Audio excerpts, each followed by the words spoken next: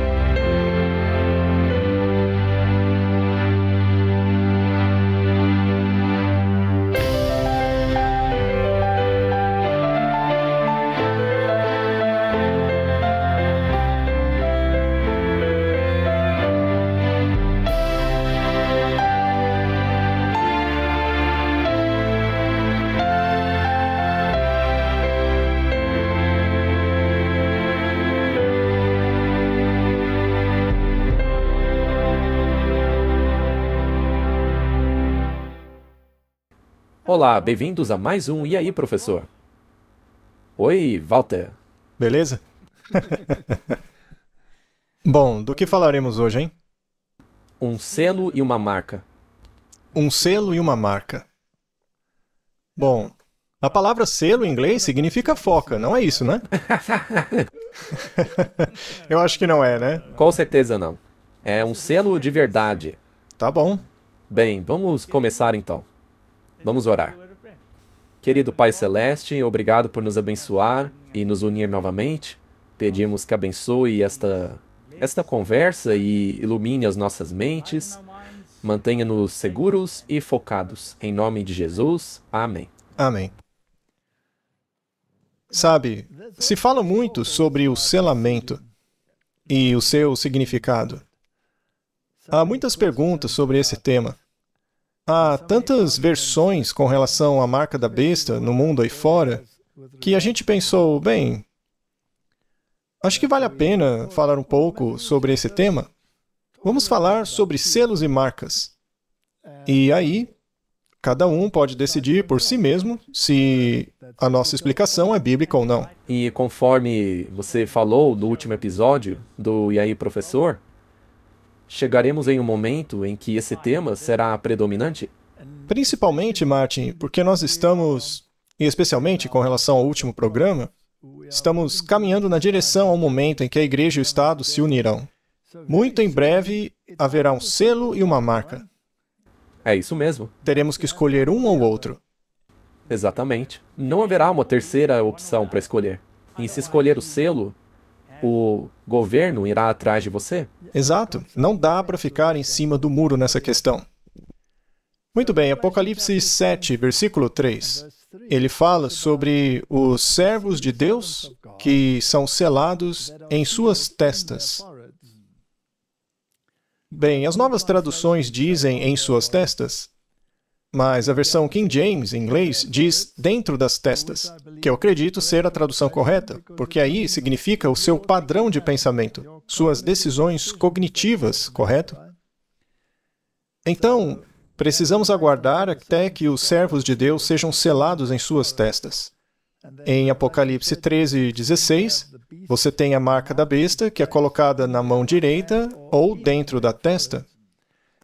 Então, obviamente, há uma escolha a ser feita aqui.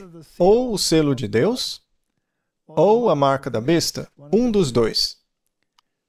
E em Apocalipse 13, 17, lemos que ninguém poderá comprar ou vender, exceto aquele que tem a marca, ou o nome da besta, ou o número do seu nome. Em outras palavras, se você decidir escolher o selo ao invés da marca, haverá retaliações. Haverá consequências para essa recusa, correto? As primeiras retaliações são econômicas. Será que as pessoas sofrerão tarifas aumentadas em 25%, 50% ou 200%? Eu não sei. Mas vai ser mais ou menos assim. O início da opressão terá um caráter financeiro. Algumas pessoas não poderão comprar ou vender. A questão, Martin, é a quem você serve. Essa é a conclusão. Esse é o ponto principal. Romanos 6,16. Não sabeis que daquele a quem vos ofereceis como servos para lhe obedecer, desse mesmo a quem obedeceis sois servos, seja do pecado para a morte ou da obediência para a justiça? Veja só, Martin, esse texto é muito interessante. Então, se você comete pecado... Aliás, qual é a definição de pecado? Transgressão da lei. O que, por sua vez, leva à morte. O salário do pecado é a morte. Morte eterna. Morte eterna. Portanto, a transgressão da lei leva à morte eterna, assim como a obediência à lei leva à justiça. Ou melhor, digamos assim, de forma ligeiramente diferente, se compararmos com os outros versículos sobre os quais Paulo está falando. Se você tomar a decisão de abandonar seus pecados e confessá-los, neste caso, Cristo é justo e reto e te perdoa seus pecados e lhe dá o seu manto de justiça. E uma vez que você tenha abraçado essa questão, a justificativa será manifestada pela obediência aos mandamentos. Sim. Em outras palavras, você manifestará, por meio das suas atitudes, a quem você está servindo. É assim que mostramos que a justiça dele foi incorporada em nós. Sim, muito bem. Agora, as igrejas estão todas muito confusas sobre essa questão. Por que iria o diabo ser expulso por causa do pecado e as pessoas serem aceitas com o pecado? Neste caso, você estaria apenas substituindo um pecador por outro. Então, obviamente, a transgressão da lei, que é pecado, deve acabar. E nenhum jota, um tio, irá desaparecer da lei de Deus. Então, esses versículos de Paulo são frequentemente distorcidos para que acabem dizendo o oposto que eles devem dizer, porque a ênfase dele na justificação pela fé não nega a lei. Com isso, nos livramos da lei? Não, Deus nos livre, devemos cumprir a lei. E estabelecê-la.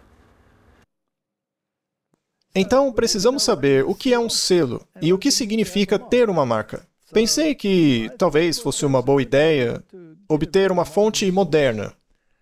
Alguma coisa com o nosso amigo Google. Vamos perguntar ao Google. Todos podem fazer o mesmo, né? O que é o selo? O que é? Eu achei uma boa definição. Veja só. Na verdade, eu fiquei bastante surpreso ao obter uma coisa boa vinda do Google, né? Vamos lá. Um selo de autoridade se refere a um símbolo ou uma marca.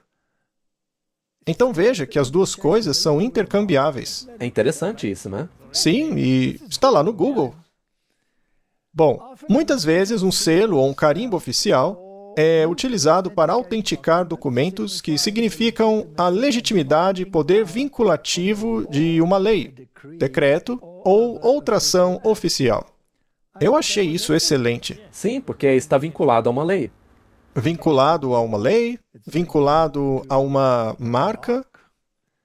Então, qual era o propósito de um selo de autoridade? Em primeiro lugar, a autenticação.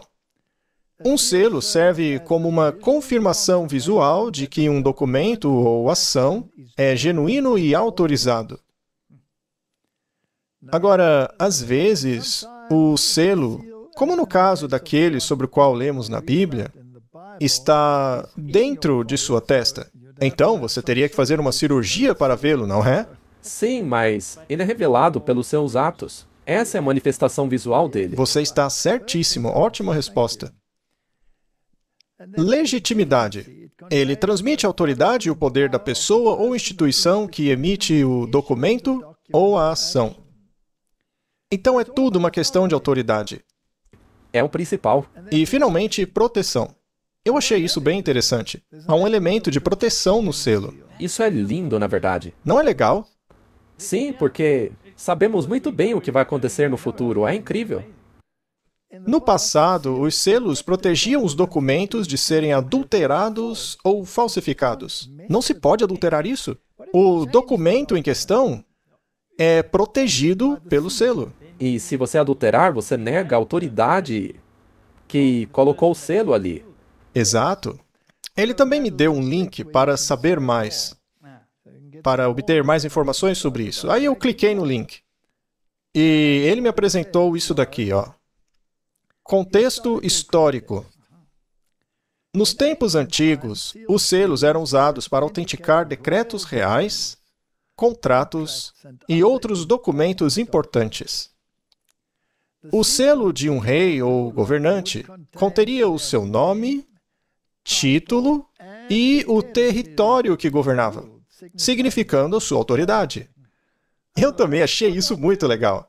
Fiquei impressionado com o nosso amigo Google. Ou será que é ela, né? Amiga Google. Talvez professor Google. Ai, ai. Pelo menos o Google não exige que você o chame por nenhum pronome específico, né? Porque agora só temos 2 gêneros. Seja como for. Então, esses são pontos muito importantes. E eu achei que eles são relevantes para o tema de hoje. Se aplicarmos todos esses pontos e perguntarmos o que é o selo de Deus, então ele deve se encaixar mais ou menos nessa estrutura aí, não é? Com toda certeza. Muito bem. O que é o selo de Deus? Isaías 8:16 nos diz o que é. Ata o testemunho, sela a lei entre os meus discípulos. Portanto, há 2 coisas que os discípulos de Deus devem ter: a lei e o testemunho. Perfeito. Lemos isso em algum lugar no capítulo 12 de Apocalipse? Sim, capítulo 12, verso 17. E eu acho também que em Apocalipse 19, verso 10. E o dragão irou-se contra a mulher e foi fazer guerra com o restante dos seus descendentes, que são aqueles que guardam o quê? A lei? Que guardam a lei e se apegam ao testemunho. Então, o testemunho é aquilo que todos os profetas testificaram. E a lei foi a primeira parte da Bíblia, a Torá, que continha os 10 mandamentos. Então, isso deveria ser selado entre o povo de Deus. Em outras palavras, deveria ser escrito em seus corações e mentes. E qual é o critério? A lei? E ao testemunho. Essa não é a nova aliança que Deus escreveria em nossos corações, não é? Então, considerando os critérios, vamos ler Êxodo 31, versículo 13.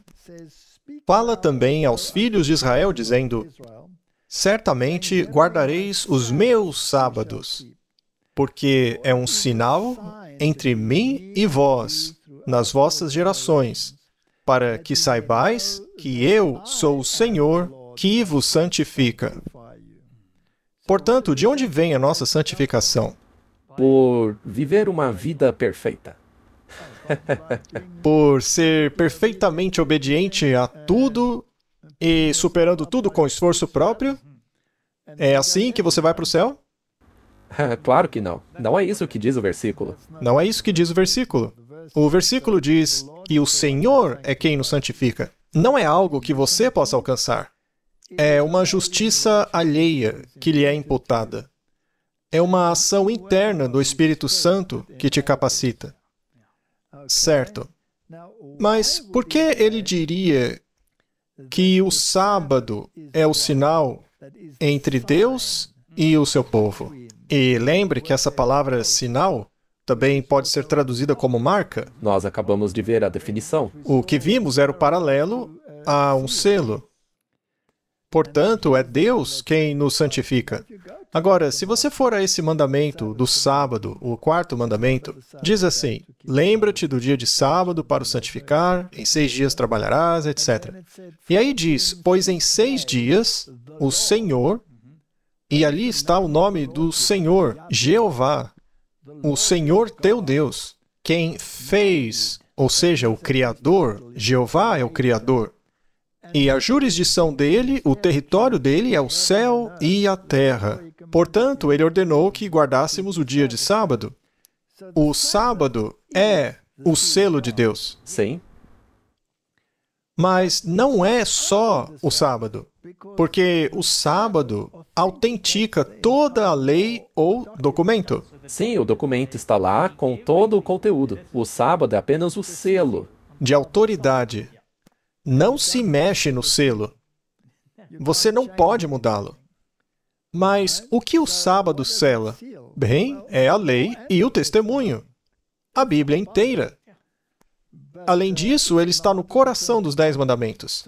Está no cerne da própria lei. O sábado é o selo dos 10 mandamentos. Sendo assim, por acaso podemos trocar esse selo? Não. Não. Mas e se alguém aparecer dizendo, eu vou mudar isso aí? Nesse caso, ele vai ter que se ver com a autoridade que pôs o selo ali. Essa pessoa teria que matar Deus e dizer, agora eu sou a nova lei. Caso ele não tenha feito isso, então existe um conflito de interesses, não é? Por acaso o chifre pequeno não se atreveu a mudar a lei? Sim. Não é? Ele pretendia mudá-la. Pretendia. Ora, se você muda a lei de Deus e quer colocar a sua autoridade sobre a dele, você não tem que pôr um outro selo na lei? Porque agora é outra lei. É um tipo de fraude. Você tira o original e põe o falsificado em cima. Teria que pôr um outro selo, não é? Se um governo tem leis estúpidas, aí vem um outro governo, revoga essas leis, joga tudo fora. Todas as leis da administração anterior. E passa a escrever ordens executivas, mudando todas as leis. Como está acontecendo agora. Então, uma nova assinatura tem que ser colocada lá, um novo carimbo de aprovação, um novo selo. É assim que se muda uma lei. Você tem que desfazer a anterior e colocar a sua. Mas e se a lei anterior for tão imutável que nem um jota, um tio, pode ser movido dela? Aí você vai ter problemas. Mas você vai lá e muda mesmo assim. Aí você está realmente encrencado. Eu acho que é isso mesmo, Martin.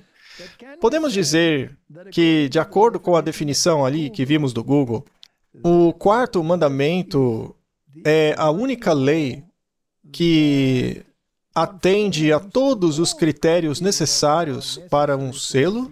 Sim, com certeza. Eles disseram o nome, o título, o território. Porque se eu te desse uma ordem e te dissesse para você fazer X, Y, Z e assinei lá o meu nome, você provavelmente ia dar uma boa risada e jogar no lixo. Ou você teria um ataque de raiva, ou uma das duas coisas, certo? Mas se alguém com um pouco mais de influência pode te colocar na cadeia se você não fizer aquilo, bem, aí você encararia a situação de outra forma, né? Vamos colocar assim, se você me der uma multa de trânsito, eu vou rir dela. Não é mesmo? Mas se a multa for dada por um guarda de trânsito, aí é diferente. Pois é, mas é isso mesmo. Se uma pessoa qualquer tenta repreendê-lo na estrada, isso provavelmente vai levar a uma briga. Certamente não daria ouvidos à pessoa. Muito bem. Então nós estabelecemos que o mandamento, o quarto mandamento, está absolutamente alinhado com o selo. Deuteronômio 6, versículo 2. Para que temas ao Senhor teu Deus e guarde todos os seus estatutos e os seus mandamentos, que eu te ordeno, tu, teu filho, o filho de teu filho, todos os dias da tua vida, e para que os seus dias sejam prolongados. Vamos ler o verso 6? E estas palavras que te ordeno hoje estarão no teu coração, e as ensinarás diligentemente aos teus filhos, e delas falarás assentado em tua casa, e andando pelo caminho, e deitando-te e levantando-te. Ou seja, Martin, o tempo todo. Esse é o princípio que dita as nossas vidas. É algo que deve estar arraigado no nosso viver. Tema a Deus e guarde os seus mandamentos. Este é o dever de todo homem. Não foi isso que Salomão escreveu? Deve fazer parte de você. Não é uma coisa que seja como uma tarefa. Não, tem que ser parte do seu ser. deve ser o princípio da nossa vida. E Salomão foi alguém que descobriu, por meio de circunstâncias dolorosas, que, de fato, esse deve ser o princípio da vida. Ele se desviou muito. Imagine só ter 200 esposas, cada uma com uma opinião diferente. Deve ter sido bastante estressante. E isso sem contar as concubinas, né? Você está falando só das esposas. Pois é. No total, dá cerca de 1000 mulheres. E as atarás como sinal, veja só a palavra aí de novo, e elas serão por frontais entre os teus olhos. Ou seja, Martin, você deve não apenas agir de acordo com a lei de Deus, mas também pensar de acordo com a lei de Deus. É algo que você deseja fazer. Tornou-se a sua mentalidade. Muito bem. Então, cele a lei e o testemunho. Aqui ele salienta a importância dos mandamentos e o selo de autoridade que autentica essa lei é encontrada no 4º mandamento dela. Certo. Qual é a diferença entre mandamentos e estatutos? Bem, Deus deu a eles muitas regras. Algumas eram estatutos civis, outros estatutos de saúde, outros estatutos morais. Então, é um coletivo. Porém, os 10 mandamentos foram escritos separadamente e considerados de tal importância que foram escritos com o dedo de Deus e colocados em tábua de pedra e guardado dentro da Arca da Aliança, protegido por um propiciatório, porque a letra da lei te condena à morte como pecador.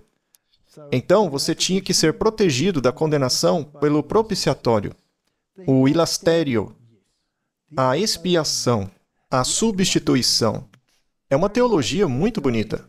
Certo. Podemos entender então que os estatutos foram dados em consequência do pecado? Sim.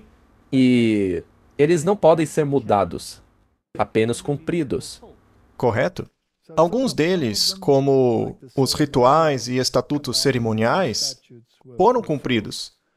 Mas a questão moral é eterna. Por isso foi escrita em pedra. E quando chegarmos ao céu, até mesmo os outros estatutos estarão cumpridos e não valerão mais. Só que a lei moral continua. Deus foi muito claro. A lei moral deve estar em nossas mãos. Isto significa temos que agir de acordo com ela. Os 10 mandamentos devem estar dentro de nossa mente para que pensemos adequadamente. Agora, onde é posta a marca da besta? Ou na mão ou na testa. Já a marca é diferente. Ela pode ser posta ou na mão ou na testa, ou seja, na mente. Ou seja, alguns farão por obrigação e outros porque acreditam naquilo. Farão porque acham que aquilo é o certo. Então, ou um ou outro, ou por obrigação ou porque você acredita naquilo. Mas os 10 mandamentos não, devem estar nas mãos e na mente. É quase como que o seu livre-arbítrio. Você começa acreditando em alguma coisa e depois agindo de acordo com ela. Correto? Efésios 4:30. E não entristeçais o Espírito Santo de Deus, pelo qual estáis selados para o dia da redenção. Então veja, há outro selo. Mas este selo, Martin, ele está, na verdade, gravado na sua mente. Então, o que havia que precisava ser selado? A lei e o testemunho. Tinha que ser selado na mente para que ficasse lá e não fosse removido da mente até o dia da redenção. Você tem que estar absolutamente convicto. Apenas uma pergunta. Então esse selo aí não é algo que você faz, é o Espírito Santo que está dentro de você. Quem te convence do pecado? O Espírito Santo. Qual é a função do Espírito Santo? Convencer do pecado, da justiça e do julgamento. Então, primeiro você é condenado pelo pecado. Eu sou um transgressor da lei. Aí eu sou convencido da justiça. E quem é que possui a justiça? Não sou eu, pois eu sou um transgressor. Cristo tem a justiça. Então, aqui está a solução para o meu problema do pecado. E no dia da redenção, o julgamento terá sido executado. Vamos para Apocalipse 7, versículo 3. Não danifiqueis a terra, nem o mar, nem as árvores, até que tenhamos selado os servos do nosso Deus dentro de suas testas. Então, onde deve estar essa convicção? No cognitivo, é uma decisão. Martin, este sinal te parece ser um selo físico ou é um selo espiritual? Me parece ser um selo espiritual. Então, não se trata de um carimbo do banco, ou um código de barras na cabeça, ou uma tatuagem, ou mesmo uma vacina. Ou talvez, quem sabe, um implante. Mesmo que seja do tamanho de um grão de arroz. Este daí é um selamento espiritual. É uma decisão que você toma em relação a uma autoridade e teologia específicas. Certo. Há uma citação no livro Eventos Finais. Diz assim: assim que o povo de Deus for selado em suas testas, que não é nenhum selo ou marca que pode ser visto, mas um estabelecimento da verdade, tanto intelectualmente quanto espiritualmente, para que eles não possam ser movidos. Assim que o povo de Deus for selado e preparado para a sacudidura, ela virá. Na verdade, já começou. Então, Martin, não é um sinal físico. De tudo o que lemos da Bíblia até agora, me parece bastante óbvio que o selo é uma questão espiritual. E que Deus, através do seu Espírito Santo, impressiona a mente de uma forma ou de outra. Bem, você quer ter o selo de Deus, certo? Claro que quero. Você quer o selo de Deus na sua mente, você quer agir de acordo com ele, certo? Então, os estatutos e os mandamentos têm que estar escritos dentro da mente. Eles são o selo. E o selo autentica um documento. No caso, a lei e o testemunho. Sendo assim, não se pode mexer e nem alterar o selo. É como a lei dos medos e persas. Depois que é promulgada, já era. Nem um tio ou um jota pode ser removida dessa lei. Nada pode ser alterado nessa lei. Mas esse tal estabelecimento, na verdade, também é interessante porque toda essa coisa espiritual é baseada na verdade. Baseada na verdade. E o que é a verdade? A palavra é a verdade. A lei é a verdade. Cristo é a verdade. Afinal, não se pode ter justiça sem Cristo. Então, a questão toda não faz sentido se não estiverem envolvidos a lei e o testemunho. Muito bem, agora que estabelecemos que o selo de Deus é um selo espiritual e não um selo físico, e que ele representa a autenticação de um documento, no caso, a lei e o testemunho, e também que as exigências de Deus, os 10 mandamentos, devem ser incorporados na mente e você deve agir de acordo com aquilo, então não devemos perguntar nós mesmos quais são as outras marcas na Bíblia? Existe uma marca interessante na Bíblia chamada a marca de Caim. Você não gostaria de saber o que é isso? Claro que sim. Muito bem. Se formos para as culturas antigas, seja a Assíria ou a cultura babilônica, eles retratam as coisas que ocorreram no mundo antes do dilúvio como formas deificadas daqueles indivíduos. Então, os primeiros governantes, os primeiros antediluvianos, como Abel ou Caim, ou qualquer um deles, foram mais tarde deificados como deuses. É interessante que o deus que era servido nessa época era Marduk. Marduk tinha autoridade para controlar o mal. Ele era a divindade que tinha autoridade para encarcerar ou punir, ou manter sob controle qualquer forma de mal. E ele recebeu essa autoridade de outra divindade chamada Anu. E Marduk tinha o sinal de Anu. E ele tinha uma espada e um tridente. Veja, as outras divindades, como Poseidon, por exemplo, ou Netuno, também tinham tridentes. Os tridentes são muito interessantes porque normalmente tinham raios ondulados e retos, que são uma referência aos aspectos masculino e feminino. Não precisamos entrar em todos os detalhes, mas o elemento da espada é muito importante, porque espada implica em autoridade e poder para impor aquilo que você quer ditar. Então, ele tinha o sinal de Anu. O sinal de Anu está aqui no braço. Parece um relógio, mas na verdade tem 8 raios. Basicamente 2 cruzes, uma sobre a outra. Então, são 8 raios. Esse era o sinal de Anu, ou o sinal de autoridade.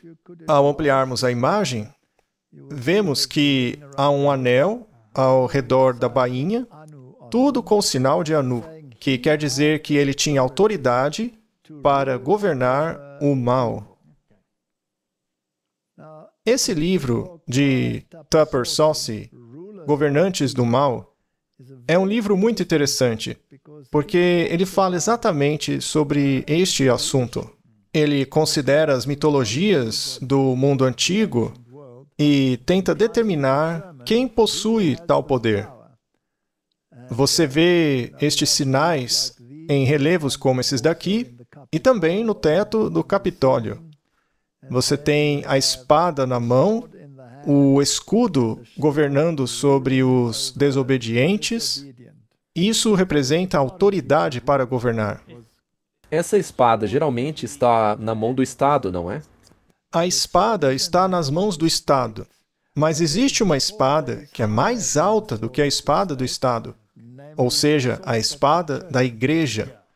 Uma é a espada espiritual, a outra é a espada secular. A espada espiritual é considerada mais poderosa que a espada secular.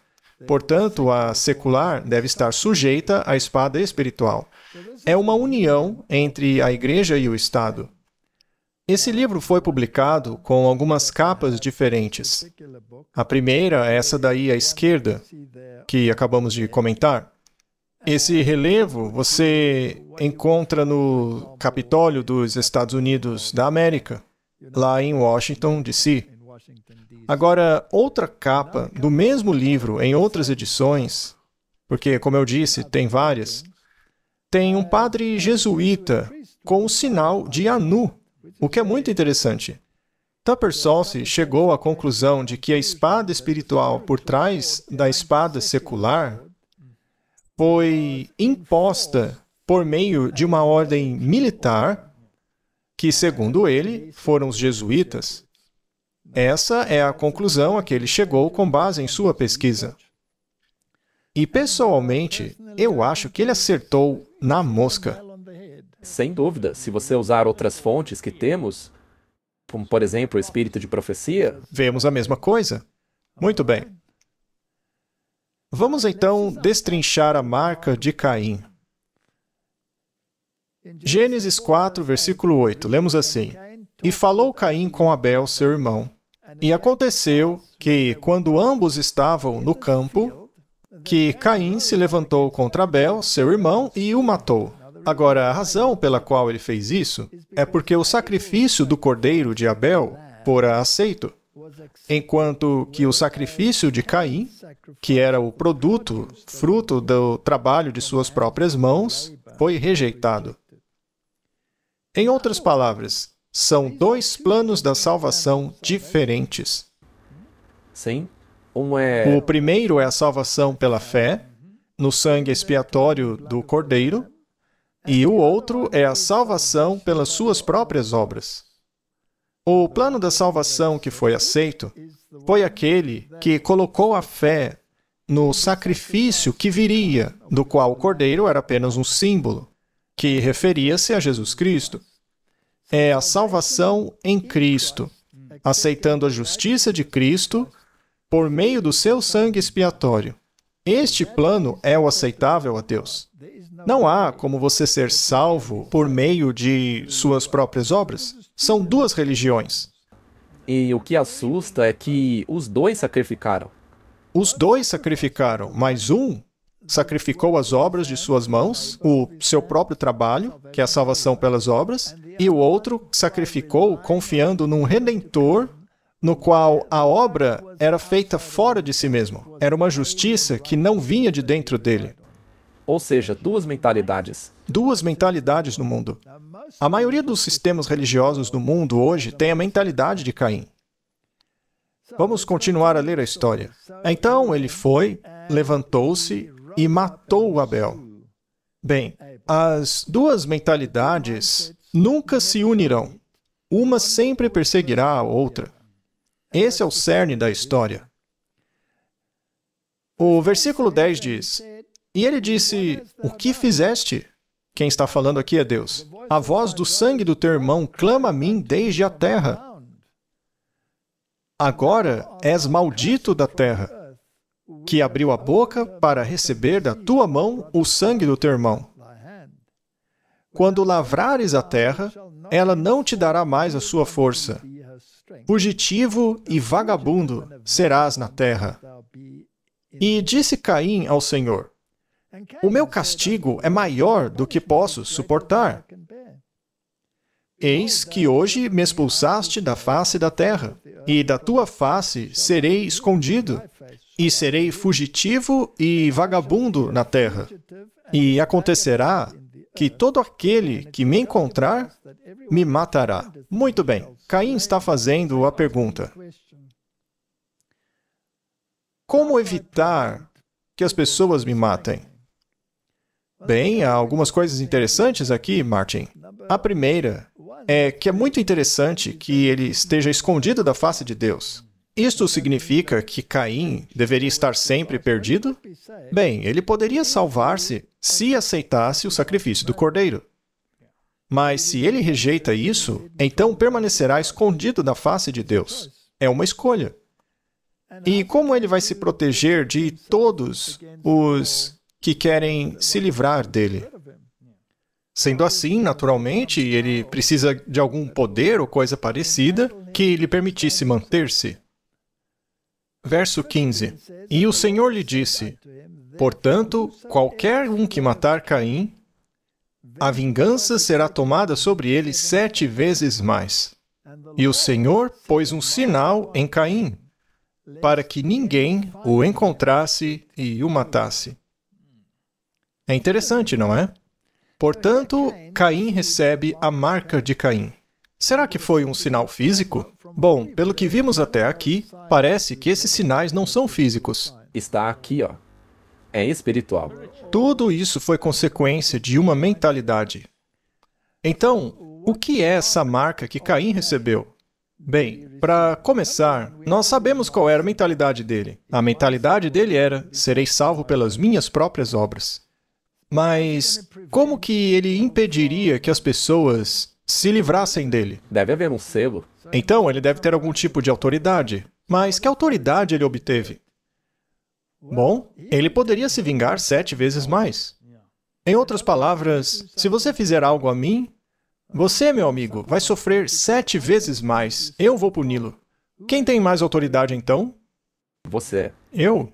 Porque, nesse caso, eu vou te fazer sofrer 7 vezes mais. E o número 7 é interessante, porque Deus é o número 7. Então ele toma uma prerrogativa que é da divindade, que é de punir, afinal o salário do pecado é a morte, e a empresta a Caim, que por sua vez obtém alguma autoridade. Vamos ler a história mais a fundo. E Caim conheceu sua mulher, e ela concebeu e deu à luz a Enoque. Esse é o primogênito de Caim. As pessoas sempre perguntam, quem era a esposa de Caim? Ora, naturalmente, uma de suas irmãs. Não havia imperfeição genética naquela época. Então, era perfeitamente seguro casar-se com uma irmã. O próprio Abraão se casou com uma meia-irmã. E mais tarde, quando as imperfeições genéticas aumentaram bastante, houve advertências de que não se deveria casar dentro da família. Mas o primeiro filho dele foi chamado de Enoque. Esse é o Enoque, filho de Caim. Não é o Enoque, o 7º depois de Adão, ok? Mas Caim edificou uma cidade e colocou nela o nome do seu filho Enoque. Então Caim construiu uma cidade. Em uma cidade, há muitas pessoas que devem ser controladas. Então, ele se tornou o governante delas. E ele precisava manter as pessoas com a mentalidade dele sob controle. Afinal, elas tinham a tendência de serem infratoras da lei. Por que será, hein? Então, em certo sentido, ele se tornou Marduk, que, por sua vez, controlava os filhos do mal. Agora, a questão é, por que Deus daria permissão a Caim para governar e punir os filhos do mal nas cidades dele? Eu sempre conto uma história. A minha esposa, ela era professora. E ela também estava em uma escola onde havia muitas pessoas de origem desfavorecida. E, como acontece frequentemente, eram pessoas envolvidas com drogas, violência, faziam parte de gangues. Era um lugar muito perigoso para se estar. E os alunos dela, em muitos casos, eram muito mais velhos do que deveriam ser, porque repetiam 1, 2, 3 ou 5 vezes seguidas. E, como uma pessoa bastante dócil e gentil, ela tentou manter a lei e a ordem, o que foi uma tarefa impossível. Então, em um ato de desespero, ela disse que não iria mais aplicar nenhuma regra, nenhuma regulamentação, porque eles não davam ouvidos mesmo, eles ignoravam. Então, ela disse a eles: agora vocês são os policiais, vocês vão aplicar a lei e a ordem em sala de aula. Vamos ver como vão lidar com isso. Se alguém assobia e fala e não escuta na aula, qual será a punição dessa pessoa, no caso? Quem vai garantir que coisas assim não aconteçam? Porque comigo não funciona. Então, vocês vão fazer as regras e vocês vão dar a punição para os transgressores. Então, eles fizeram as regras. Conversar em sala de aula, punição tal. Andar em sala de aula, atirar objetos na sala de aula, punição tal, etc, etc. Era uma longa lista de regras. E as punições eram incrivelmente severas. Sim, porque eles mesmos as elaboraram. Eles elaboraram as punições. Eram pelo menos 7 vezes mais severas, ou talvez até mais do que isso, do que ela teria feito. Por exemplo, uma das regras era limpar o pátio inteiro da escola de joelhos com uma escova de dente. E o pátio era realmente grande, então os joelhos do aluno ficavam em mísero estado quando terminavam. Mas as regras eram muito rígidas. Havia outras coisas como essa. E eram eles que aplicavam a punição. Então, a minha esposa cedeu a sua autoridade para os alunos rebeldes, porque, para começo de conversa, eles não a escutavam. E funcionou muito bem. Mas, muito bem. Caim construiu uma cidade, na qual habitavam aqueles que tinham a mentalidade dele, e deu a ela o nome do seu filho Enoque. E a Enoque nasceu Irade, que gerou a Meuagel, e Meuagel gerou a Metusael, e Metusael gerou a Lameque. E Lameque tomou para si 2 mulheres. O nome de uma era Ada, e o nome da outra era Zilá. Então, essa é a primeira vez que um homem pegou para si mais de uma esposa. Essa é a progressão do que acontece quando nos afastamos de Deus. Sim. E agora ele está descendo o morro abaixo. Está indo de mal a pior. E Lameque disse às suas mulheres Ada e Zilá: ouçam a minha voz, esposas de Lameque. Ouçam o meu discurso, porque eu matei um homem que me feriu e um jovem que me ofendeu. Ele melhorou ou piorou? E muito pior. Pior. Então veja, segundo a Bíblia, ele foi o primeiro a matar uma pessoa depois de Caim. O primeiro foi o próprio Caim, depois dele governou Enoque, aí segue a genealogia, e então finalmente Lameque chega ao poder. E ele era um homem muito severo. Ele foi o primeiro homem na história da humanidade a tomar para si mais de uma esposa. E ele aumentou mais ainda a penalidade da lei, dizendo: se Caim for vingado 7 vezes, Lameque será 70 vezes 7. Agora, esse mesmo verso na Bíblia de Geneva diz o seguinte, e eu vou ler como se fosse o inglês moderno, tá? Diz assim, e Caim será vingado 7 vezes, e Lameque 70 vezes 7 vezes. Isso é muito interessante. Acredito que esse seja o sentido mais fiel.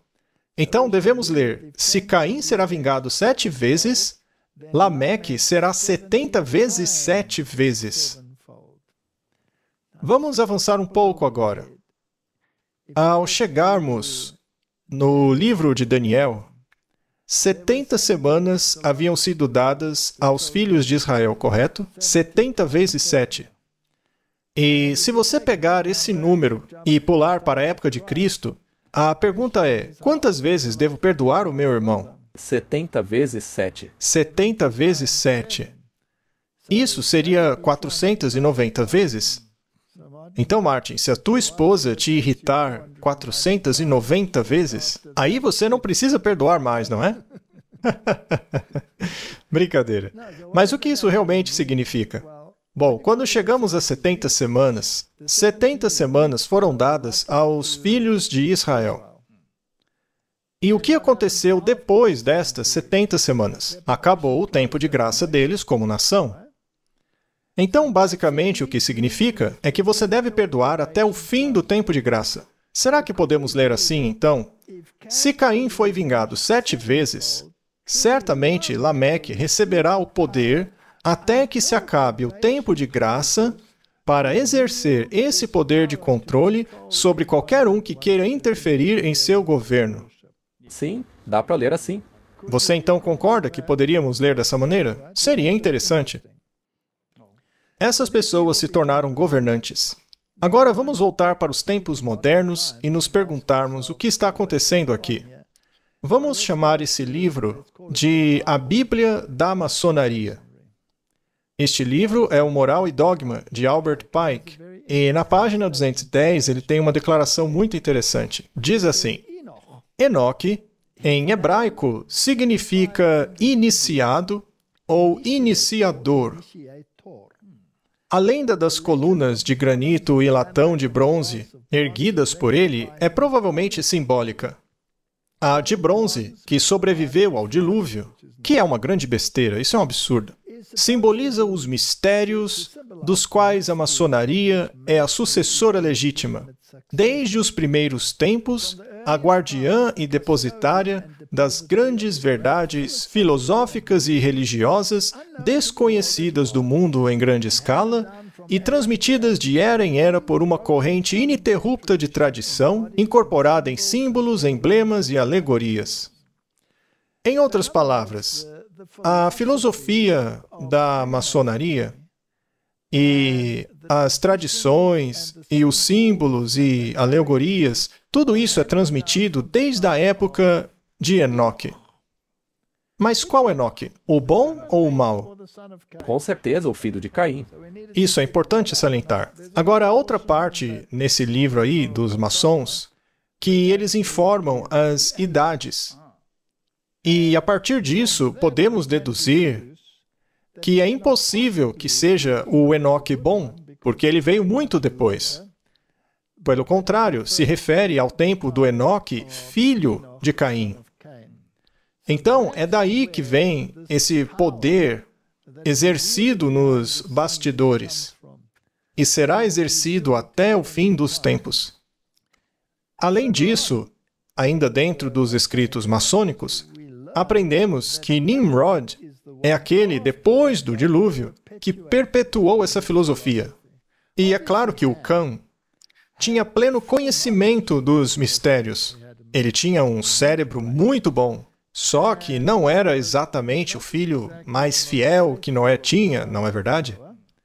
Mas o filho de Noé, Cã, tinha essa filosofia, essa dicotomia em sua mente, e passou ela para sua posteridade.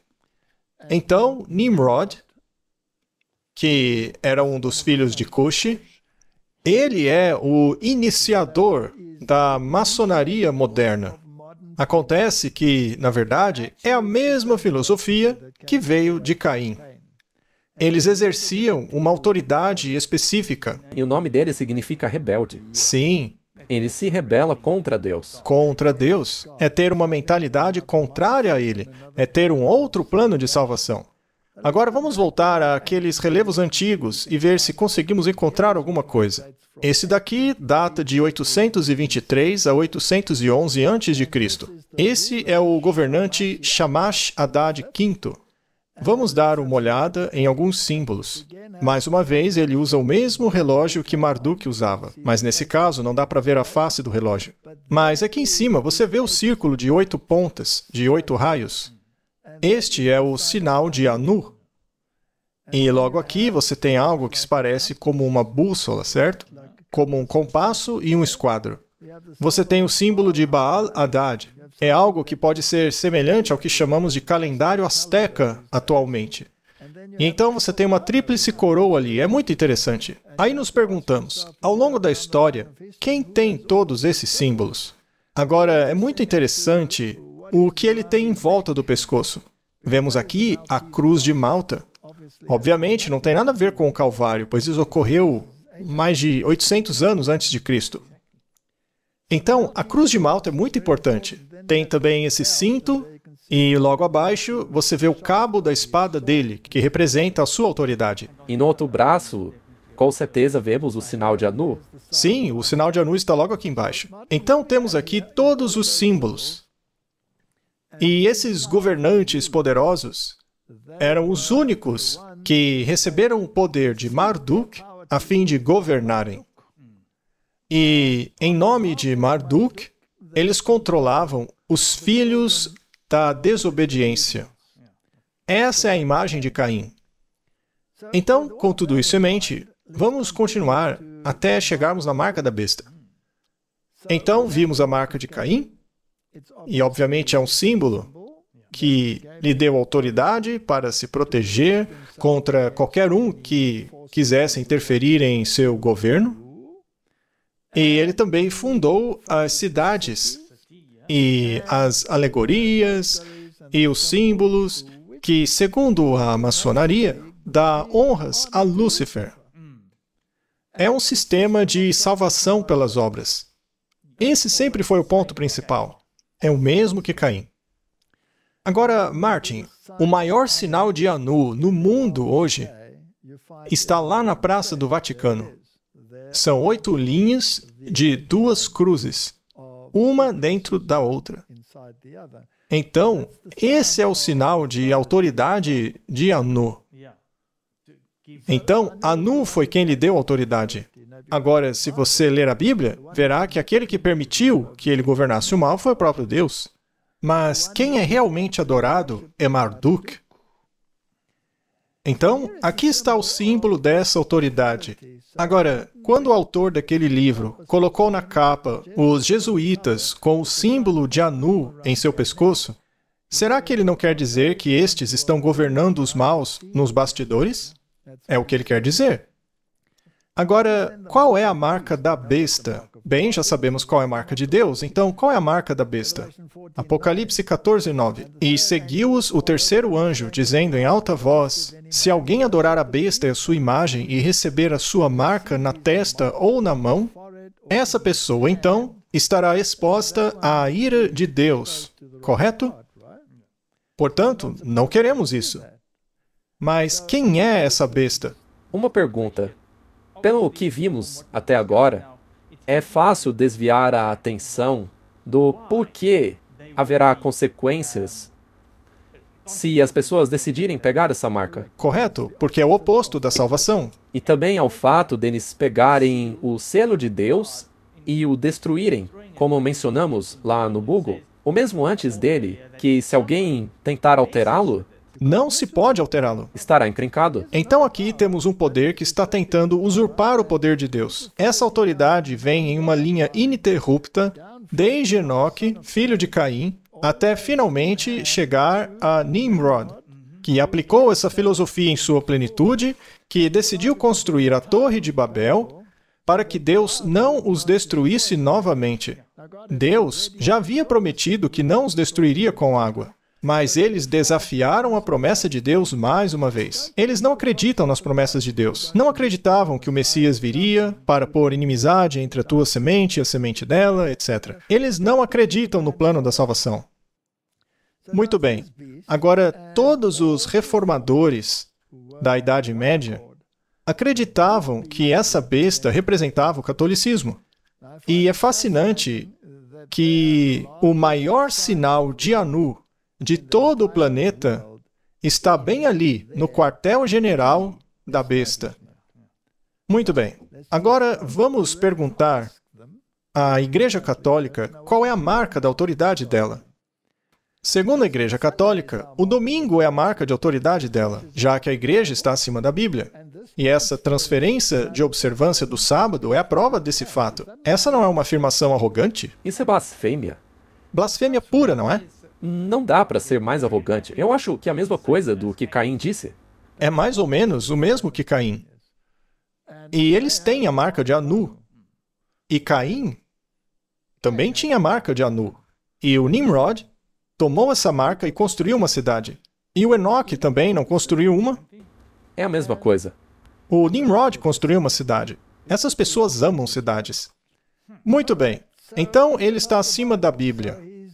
Ele está fazendo uma lei para si mesmo, dizendo: removerei o selo que está no mandamento do sábado, que dá autoridade à lei, e colocarei o meu próprio selo, o domingo. É por isso que o domingo é a marca de autoridade dos papas. É o selo deles, que querem ter a mesma jurisdição de Deus, o céu e a terra. Pelo menos é o que eles acreditam, já que colocam uma tríplice coroa na cabeça, igual o rei assírio. Essa tríplice coroa representa que ele é o governante do céu, da terra e das profundezas. Então o Papa seria governante dos vivos e dos mortos. Usurpando completamente a autoridade de Deus. Absolutamente. E deixando a marca dele no lugar. Colocando a sua marca no lugar do sinal de Deus. Mas vamos nos assegurar que eles realmente disseram isso. Esse daí é o Ratzinger, o Papa anterior. E ele disse que a União Europeia deve guardar o domingo, diz a Igreja Católica. Isso foi na época do Ratzinger. E o Papa João Paulo II, que foi declarado um santo, disse que uma pessoa que viola a santidade do domingo deve ser punida como herege. Martin, como os hereges eram punidos? Com tortura e morte. Ah, então parece que eles estão falando bem sério. Isso significa então que eles querem exercer a autoridade deles sobre os outros? Com certeza. Se você aceitar este sinal, essa marca da autoridade deles, isso significa que você reconhece a autoridade deles acima da palavra de Deus. É claro, você está aceitando outra autoridade que não é aquela da Bíblia, que é Deus. Cabe a nós escolher qual autoridade queremos servir. Onde é colocado o selo de Deus? Na testa? E Na sua mão?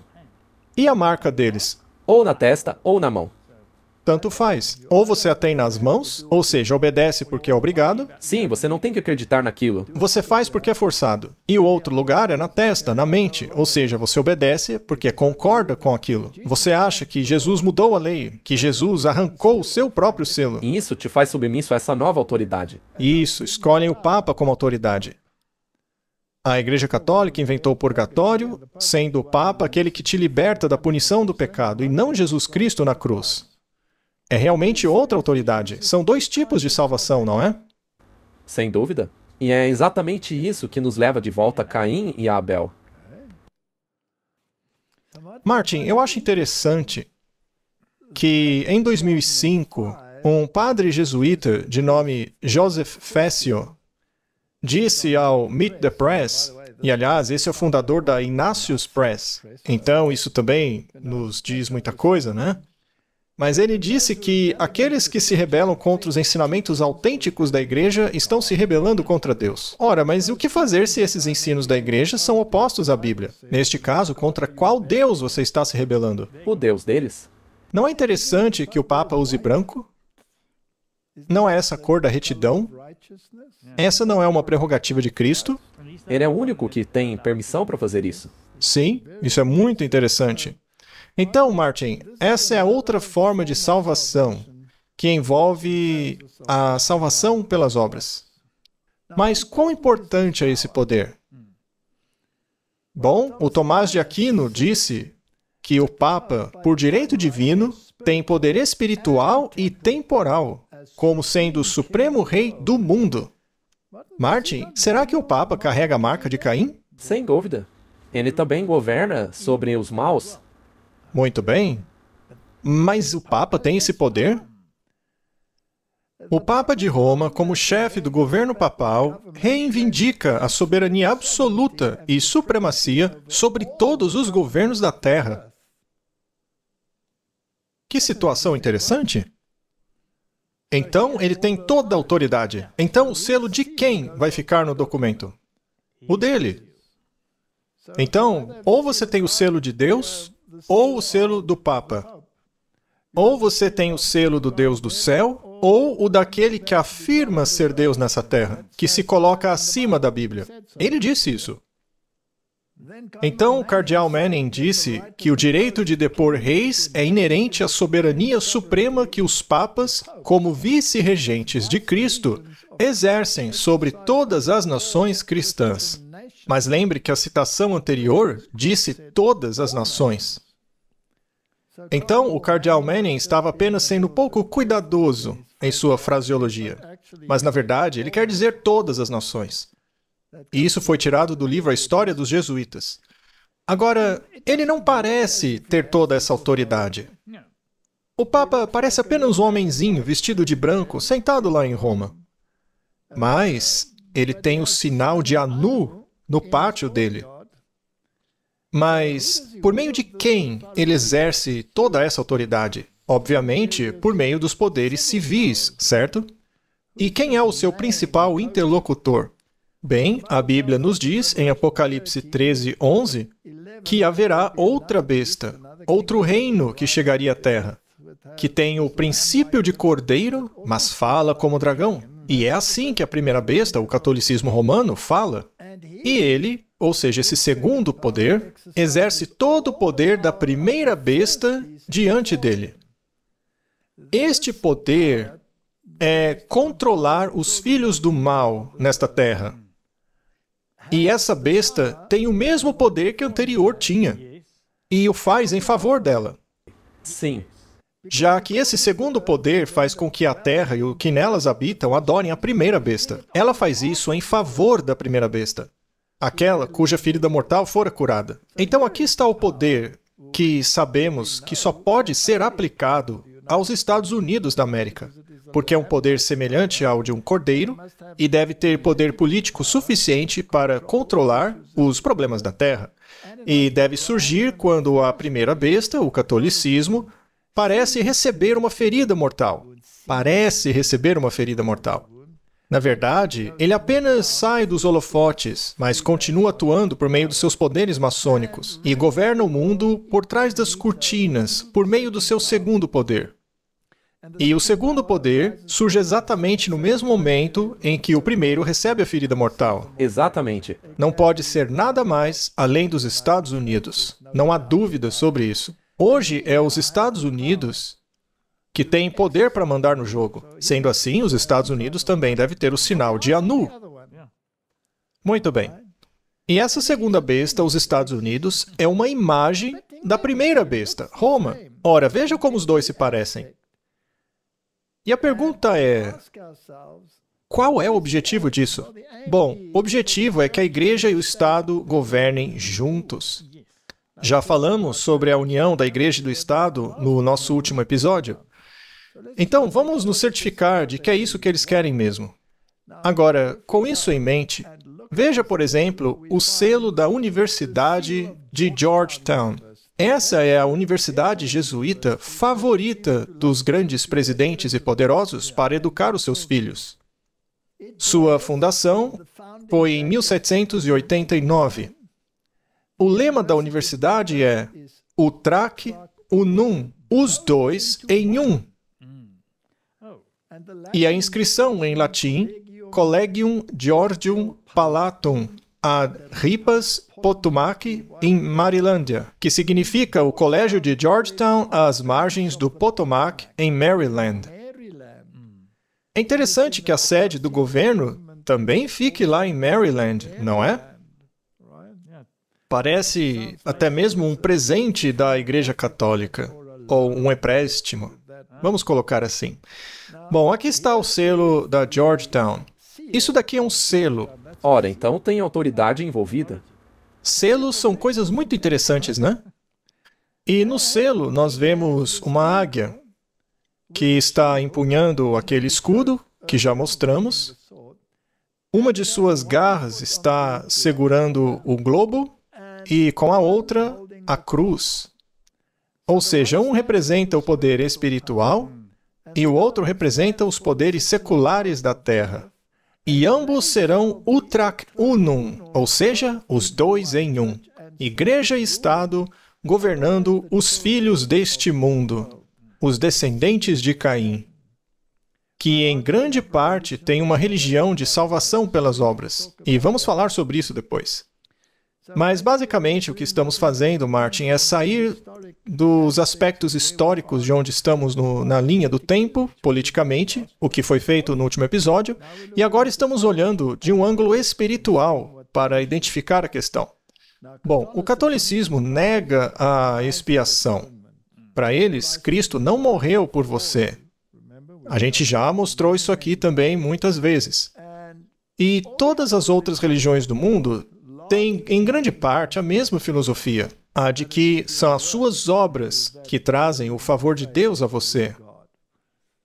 Então, Martin, se a primeira besta, o catolicismo, é o poder que realmente exerce a força, o poder, temos que nos perguntar então, bem, quem fundou as organizações e as estruturas que dão esse poder para a segunda besta, que é a América? Se analisarmos a CIA, a Agência de Espionagem Americana, ela foi formada por William Wild Bill Donovan, e ele era um cavaleiro de Malta. Quando você se torna um cavaleiro de Malta, a quem você jura lealdade? Ao Papa. Ah! Já o FBI foi formado por Joseph Bonaparte, que por acaso era um cavaleiro de Malta. E desde então você pode correr toda a história, e não temos tempo para fazer isso agora, mas veríamos que os cavaleiros de Malta e os representantes da primeira besta são os que controlam essas organizações e estão no centro do poder desde o início. O tempo todo. E naquela estátua do rei lá, que era de 800 antes de Cristo, também tinha a cruz de Malta ali, não tinha? Correto? E esses cavaleiros de Malta têm o mesmo emblema. Eles têm exatamente o mesmo emblema. Então, todos estes poderes estão governando hoje. E se ainda formos um pouco mais longe, vamos pegar outra citação da maçonaria aqui. Diz assim: a verdade é que os jesuítas de Roma aperfeiçoaram a maçonaria para ser a sua ferramenta mais magnífica e eficaz, realizando seus propósitos entre os protestantes. Há um pequeno truque que você pode aplicar para fazer isso. Você basicamente cria as estruturas e depois proíbe as estruturas, de modo que você pareça ter se distanciado delas. Depois, ao proibi-la para os católicos, você atrai os protestantes para ela, e você passa então a governá-los sem que eles saibam. É assim que acontece? Então, isso é um grande projeto que estamos expondo aqui. Mas vamos voltar à história. Vamos dar uma olhada em Salmanasar III. Esse daí é um rei assírio. Ele seria o precursor dos reis babilônicos. E Jeú é aquele a quem Deus deu poder para punir Israel. Está lá na Bíblia essa história. Não é mesmo? Sim, o Jeú era um rei de Israel. Sim, ele foi ungido como rei de Israel. Foi Elias que o ungiu. Então, Jeú iria governar sobre os desobedientes e puni-los. Acontece que Jeú estava submisso a Salmanassar III. Veja que no obelisco negro de Salmanassar, você tem um relevo de Jeú se curvando a Salmanassar. Então, Jeú estava sujeito a ele. Jeú estava sujeito a outro. Ele era súdito do rei da Síria. O que é muito estranho, não é? Aqui temos o desenho do que vemos no relevo em cima. Para facilitar a compreensão, vemos Salmanassar e Jeú ajoelhado. E aqui estão aqueles que estão apresentando os presentes, que os estão carregando, e todos eles usam o mesmo chapéuzinho, veja. Esse também é chamado de o chapéu frígio, e foi um símbolo do que foi usado na Revolução Francesa. É muito interessante a história. E também nessa imagem está o sinal de Anu mais uma vez. Sim, exatamente. Aqui você tem o símbolo de Anu, que significa que quem o entregou foi o rei da Síria. Ele era basicamente o que tinha a marca de Caim. Ele era contra Deus, contra o povo de Deus o tempo todo. E era ele que tinha o poder de governar sobre os filhos do mal. Mas Jeú estava sujeito a ele, o que é interessante. Sim, então Deus deu a Jeú autoridade para governar em Israel. Ainda assim, ele estava sob o comando do Salmanassar. Sim, era submisso a ele. E todos usavam aquele chapéuzinho. Agora, se você usasse esse chapéu, você era considerado um homem livre. Ah, Se você se submete a Roma, aí você pode ser um homem livre. Ou se estivesse sujeito a Salmanassar, você seria um homem livre. então você só é livre na medida em que, de acordo com eles, você adere ao bem comum. Esse é um ótimo ponto. Então você tem total liberdade de escolha e de religião, desde que faça o que eles mandam. É assim mesmo. Bem, Martin, considerando os Estados Unidos, vamos olhar para o emblema ou selo do Senado dos Estados Unidos, que é o órgão máximo do governo. Também temos aqui o Departamento do Exército. Você tem o mesmo chapeuzinho que, por acaso, está aqui no deus Mitra, o deus do sol, veja só. Então, a divindade que você tinha era, na verdade, Marduk. Ele era o deus do sol. Mais tarde, na época dos Medos e Persas, o deus sol se tornou o Mitra, que, por sua vez, tinha esse mesmo chapéu. Então, São apenas nomes diferentes para o mesmo Deus. É muito interessante que esse chapéu esteja no selo do Senado. Além disso, você também vê esse chapéu em certos desenhos animados. Os Smurfs usam um chapéu muito parecido. sim, Também tem o Nuri. Ele também usa um chapéu semelhante. Todos eles querem passar o recado de que estão no governo.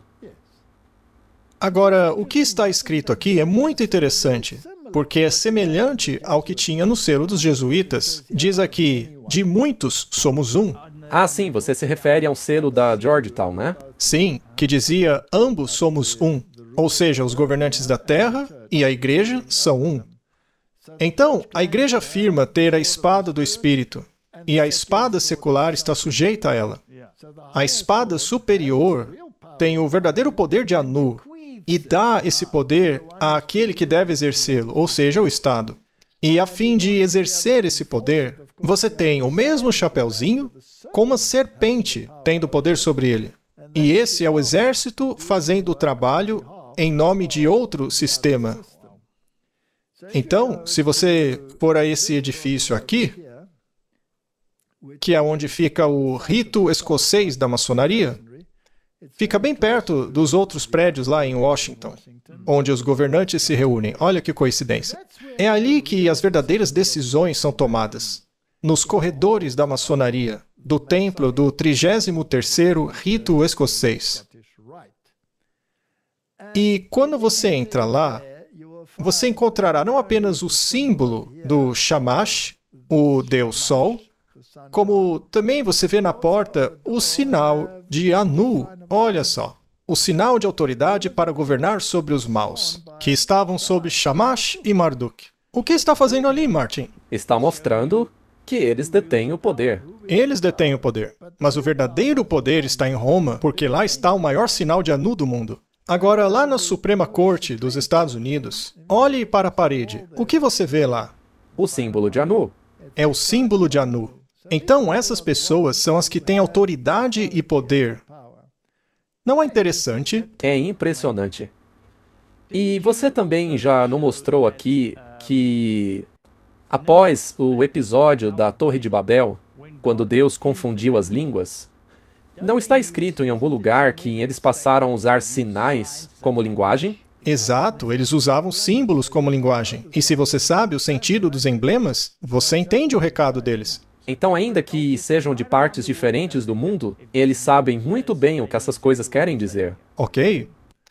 Bom, se você pegar o governo atual dos Estados Unidos da América, e já falamos sobre isso aqui também, sobre a Era de Ouro e tudo que eles querem fazer, muitos deles, seja o vice-presidente Vance ou o Rubio, não importa.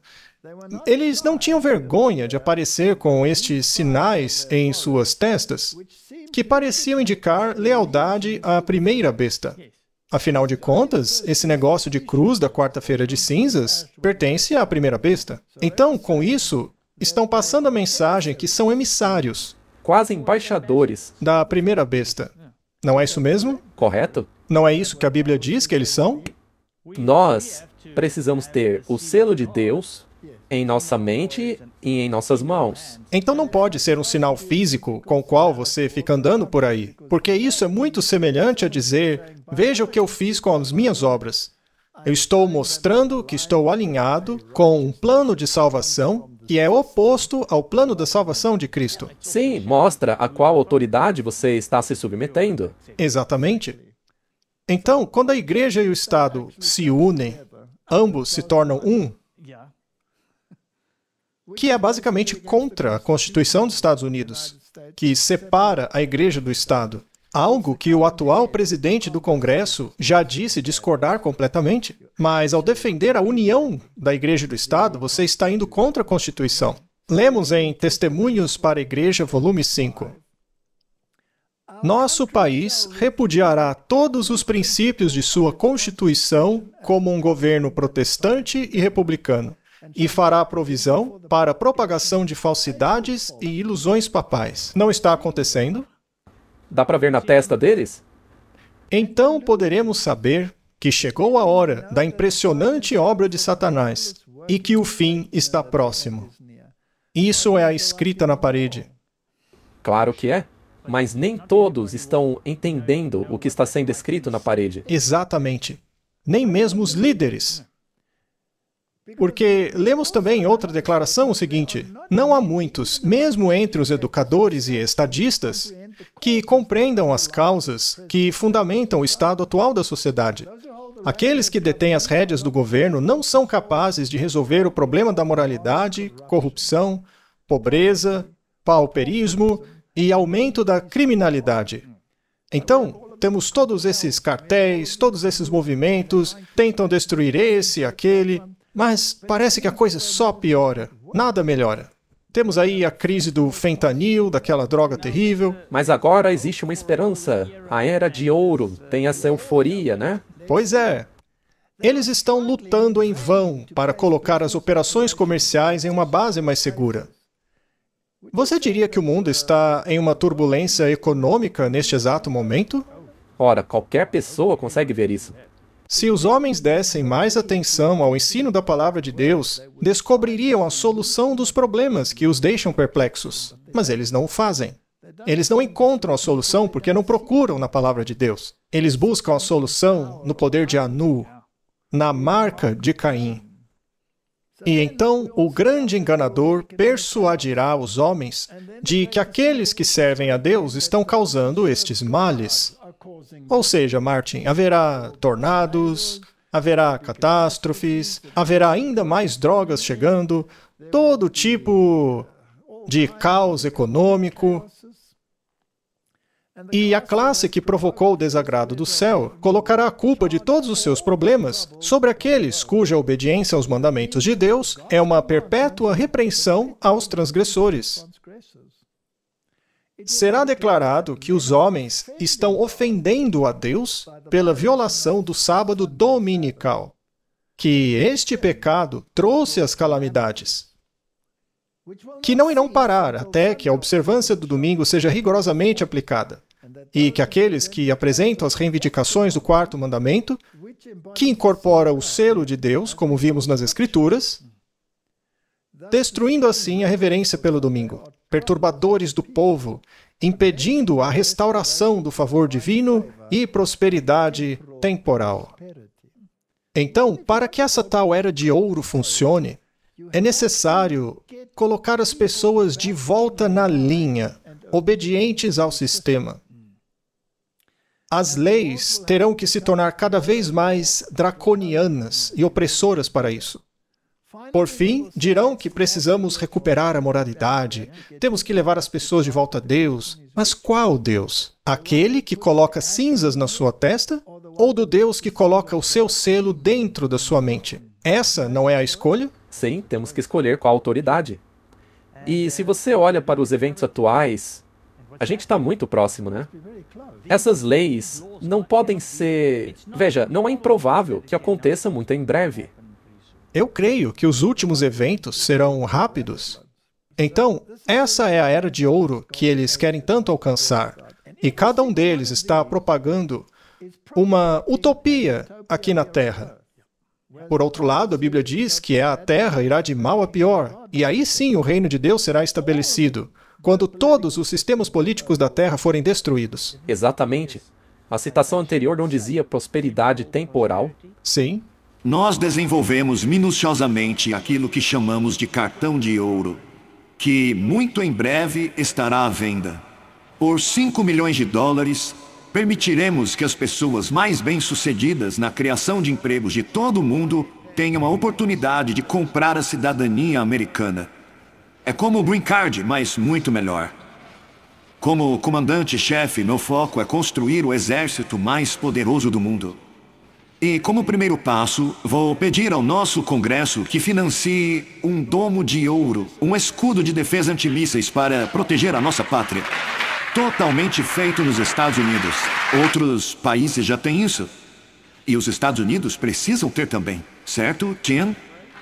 A gente também precisa ter. Eu quero agradecer a todos. Isso é muito importante. Pois esse mundo é perigoso e a gente precisa disso. Precisamos estar protegidos. Vamos proteger os nossos cidadãos americanos. Eu acredito que a minha vida foi salva naquele dia em Butler por uma boa razão. Fui salvo por Deus para tornar a América grande novamente. Eu creio nisso.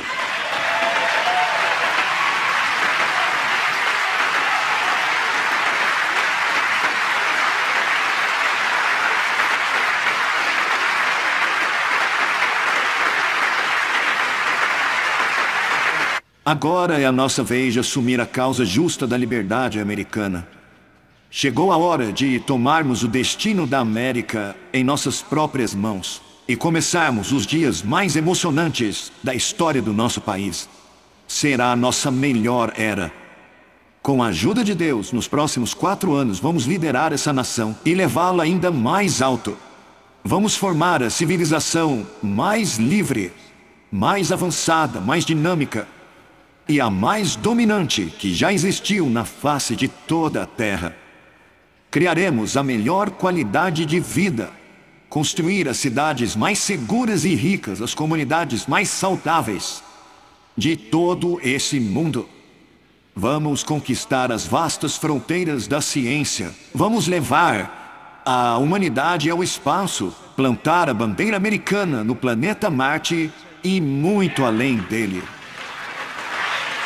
Cidadãos americanos, preparem-se para um futuro incrível, porque a era de ouro da América apenas começou.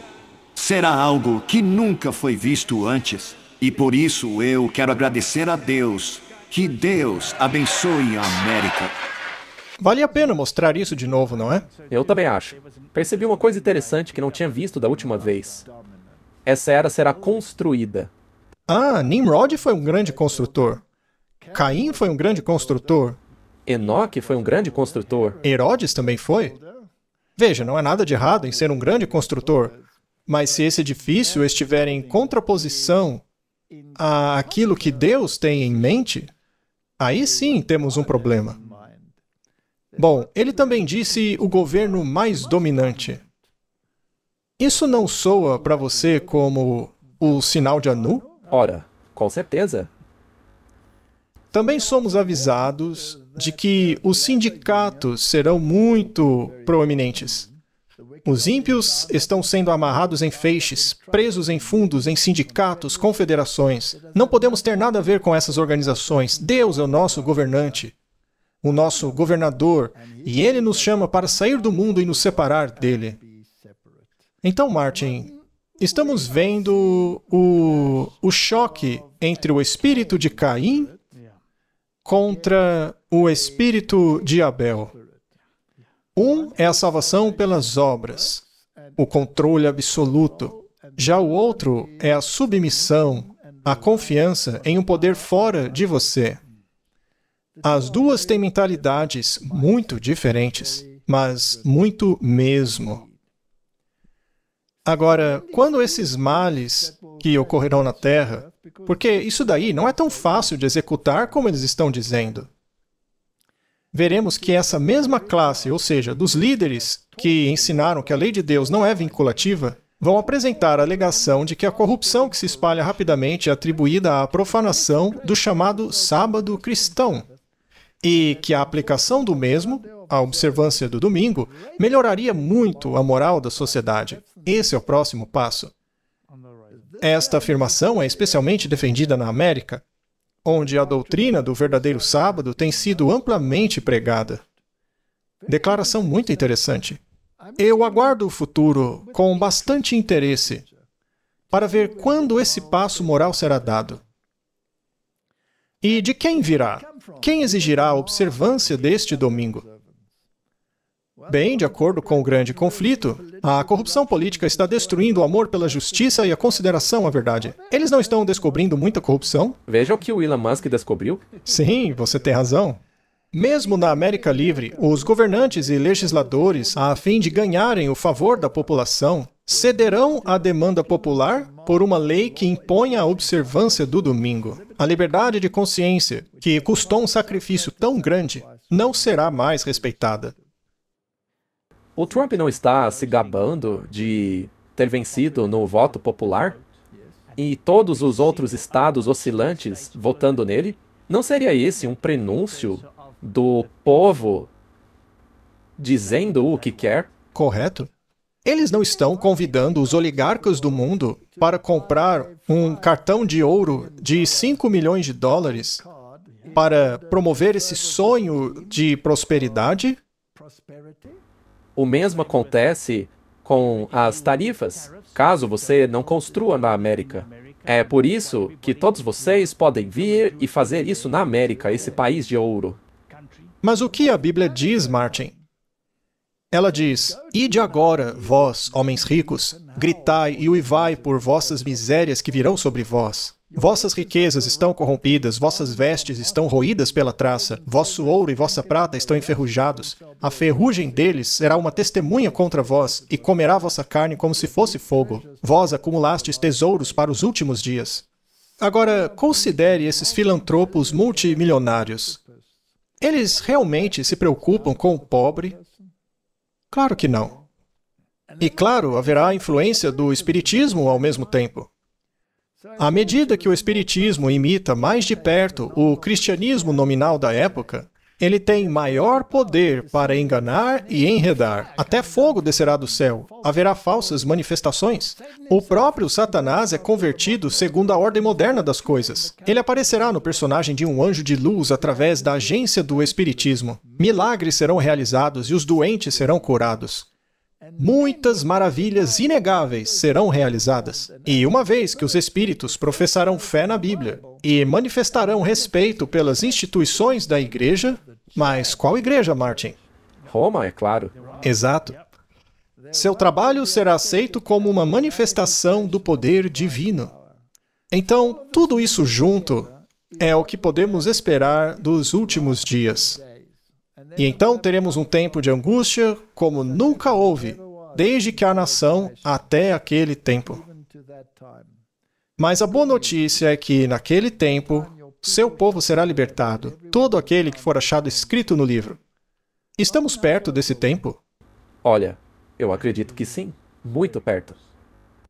Apocalipse 20, versículo 4 nos diz: E vi tronos e aqueles que estavam sentados sobre eles, e o julgamento foi-lhes dado. E vi as almas daqueles que foram degolados por causa do testemunho de Jesus e da palavra de Deus, e que não adoraram a besta, nem a sua imagem, nem receberam um sinal na testa ou nas mãos, e eles vieram e reinaram com Cristo por 1000 anos. Então, mesmo que eles sejam a minoria aqui, em Cristo, eles terão a vitória. Eles vencerão a besta. Terão a vitória sobre a imagem. Então, essas duas fotos aqui, essa besta com os elementos da Babilônia e da Medo-Pérsia e da Grécia e de Roma e que possui o sinal de Anu. Martin, essa vitória será do povo de Deus.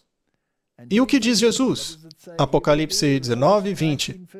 E da sua boca sai uma espada, com a qual ele ferirá as nações. Isso não me parece uma era de ouro para mim. Parece para você? Para mim, isso parece como a rocha de Daniel 2, que destrói os reinos dos homens. E ele as regerá com vara de ferro, e pisará o lagar do vinho da ira de Deus, o Todo-Poderoso. 1 Coríntios 15, 24. Então virá o fim, quando ele entregar o reino a Deus, o Pai, e quando houver destruído todo o domínio e toda autoridade e poder. Que domínio? Que autoridade? Que poder? Aqueles que governam debaixo da marca de Anu, que foi transmitida por meio da linhagem de Caim. Martin, Os governantes do mal. estamos vivendo as cenas finais da história da Terra. Podemos esperar os eventos mais fascinantes que os seres humanos já viram. O selo ou a marca? Qual escolheremos? O selo, com certeza. Vamos orar. Pai Celestial, oramos fervorosamente para que estejamos na posição privilegiada de sermos capacitados pelo Deus do céu para aceitar o selo do Deus Todo-Poderoso. Sele a lei e o testemunho. Sele a tua autoridade em nosso coração. O teu selo, que tem o teu nome, o teu título e a tua jurisdição, não pode ser alterado. Mesmo que venha alguém dizendo estar acima da Bíblia e ter o poder para fazê-lo, nos ordenando a nos curvar ao ensinamento da igreja dele, a observar a marca da besta, ou então sermos considerados como hereges. Que possamos fazer a escolha certa em nome de Jesus. Amém. Amém. Hi friends, Pastor Doug Batchelor. We're here at the Amazing Facts booth at the National ASI Convention, and we're looking forward to seeing all of you for the special convocation April 17th. We hope that you'll come with a smile, and be praying for the event. Hola mis queridos hermanos de Brasil. Tengo planes de estar en Sao Paulo del 17 al 21 de abril del año 2025. El título del campamento es El Camino Angosto. Ojalá que puedas asistir. Vamos a estudiar la Biblia profundamente y sé que Dios te va a bendecir. Te esperamos allá. Hello friends, this is Pastor John Ross. I'm here at ASI, and I want to remind you about the upcoming series of meetings called The Narrow Way, April the 17th through the 21st. We hope you're going to be there. So if you're planning on coming, you want to register. We've got some great speakers. Pastor Doug Batchelor, myself, and many others are going to be there to inspire you with great messages, wonderful music. So plan now to be there. God bless. I am extremely excited to join you guys in Sao Paulo next year. The reason is because the theme, Camino Estreito, is a great theme because it focuses us on the fact that the way to heaven is not multiple, it's not divided, it's very simple, it's straight, and it's narrow. And the excitement of what Christ can do when the Holy Spirit is poured out there, you will not want to miss this. This will be the most powerful event to ever come to the country of Brazil by the grace of God. So if you're on the line, you're on the fringe, make the decision. God bless you. I'll see you soon. Hi, I'm Barbara O'Neill, and I'm going to be in Brazil between the 17th and the 21st of April 2025 at a camp meeting there called the Narrow Way, and I look forward to seeing you there.